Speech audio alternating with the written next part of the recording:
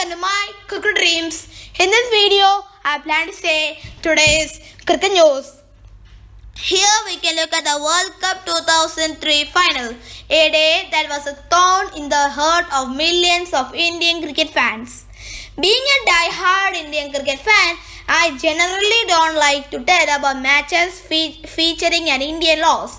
But then if the match is in a World Cup, especially in a World Cup final, then it is worth remembering despite the loss. After all, it's not every day that a team reaches a World Cup final. For the records, if you see, in the 2003 World Cup final, the Indian team had reached the finals of the ODI World Cup after a gap of nearly 22 years. Prior to this, they had a perfect win record in World Cup finals, having reached it only once before in 1983. They had been beaten only once in the tournament by the Australians itself, a team which turned out to be a nightmare once again in the finals for the men in blue. The Australians, on the other hand, were a perfect balanced team and were playing their fifth World Cup final and had lifted the trophy twice before, in the 1987 and in the 1999. They had been unbeaten so far in this edition of the World Cup in South Africa, and not to forget, they were also the defending champs. The euphoria before the match. Most of the people say that the two best teams were up against each other in the final, and that is very much true. While the statement might have become true, Indian skipper Sourav Ganguly, who was going to lead for the 100th time in an ODI, got a night to forget. Known for giving the Aussies a taste of their own medicine, Ganguly had said although the Australians were the best side in the world, they were not unbeatable. As expected, a lot of statements were being made prior to the match. Australian captain Ricky Ponting had famously said that his bowlers, two most experienced bowlers, Ridley and Glenn McGrath, had special plans to restrict the god of cricket, Sachin Tendulkar, who was the tournament's top scorer as well.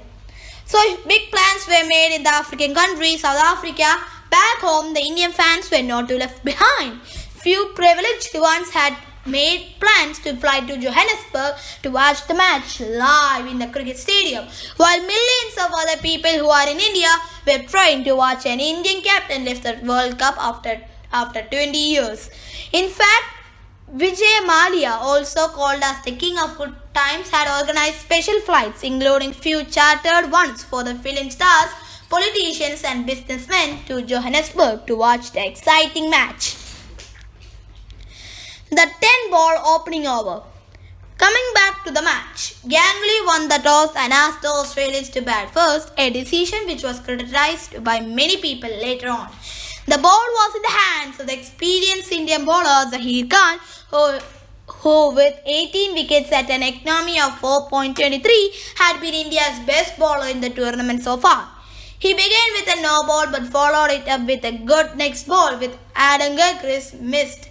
Zaheer ensured that he gave a good stare to Gilchrist after giving 2 runs after the next delivery, which was also a no ball. Zaheer got Gilchrist to edge one for single through the vacant gully area. That single brought Matthew Hayden on strike, who played and missed the next ball. A pumped up Zaheer gave some words of advice to Hayden on his follow-through, and when Hayden defended the next ball, it looked to be a normal first over. That's when the hell broke for Team India.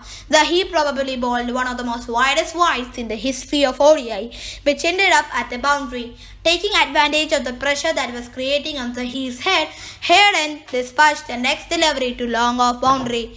Zaheer bowled another wide before ending an over in which he bowled 10 deliveries and conceding nearly 16 runs.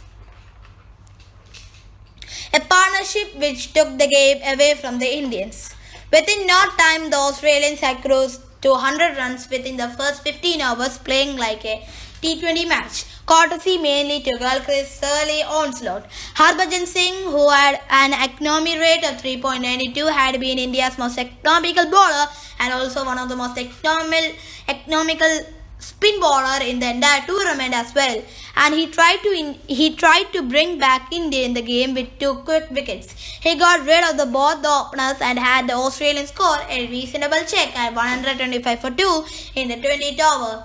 That was, however, another hell-break on India as the beginning of the end in terms for joy for India in the field. For the next 30 overs, Harbhajan and the other Indian bowlers were wicketless. Australia scored 234 runs in these overs and took their total to 359 for 2 at the end of 50 overs. Pointing played a match-winning knock and also a captain's knock of 140 of just 121 deliveries, while Damien Martin scored 88 from 84 deliveries. Indians used as many as 8 bowlers but were unable to contain the carnage which was flowed by the Australians. Even God fails to revive India's chances.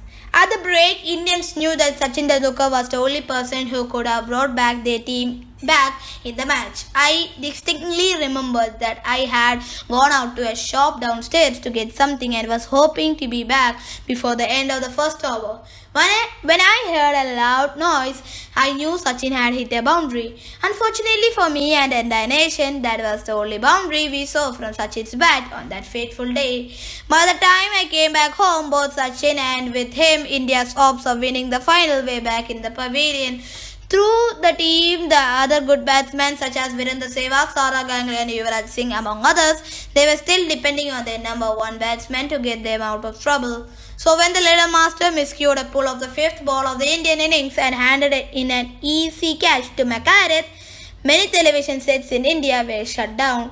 It wasn't true there was a power outage in India. I had my board exams going on and immediately I was ordered to get back to my studies by my parents.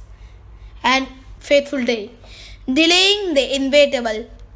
From then on, as far as Indian fans were concerned, it was merely a matter of delaying the inevitable. Though Sehwag did try to give the Australians a fight, it was only for a brief period. He, along with Rahul Dravid, put 88 runs for the fourth wicket before Sehwag fell on 82. Then the Indian innings came to an end on the second ball of the 40th over and India lost the match by 125 runs. With that, India had lost the match and chance to win the World Cup forever. Incidentally, India has also scored 125 runs in their first encounter against the men from down under in the World Cup as well. The post-mortem. As expected, a lot of post-mortems was done for the loss. Some blamed it on Ganguly's decision to bowl first, as chasing in the World Cup finals is always a challenging task. Few others were at his neck for his first over. Personally, I felt it was too much to put the blame entirely on Zaheer, as a match of 100 overs can be decided by the outcome of just 1 over. In my opinion, it was just one of those days where nothing clicked for India. First the captain and then the bowler and the entire fieldsman, and that's why even the god of cricket failed in that match. The Australians were the better team on the day and probably in the entire tournament as well, and so they win the World Cup. Years later on, Ganguly summed it up with perfection when he said that we had a fantastic team in the 2003 World Cup, but Australia were undoubtedly a cut above the rest. We played 11 games in the tournament and lost only 2 games, both against the many yellow Australia. Thank you for watching my channel. Can you like, subscribe and comment, and for more such notifications to the world cricket, can you subscribe channel and also can you like, share and comment the video. Thank you.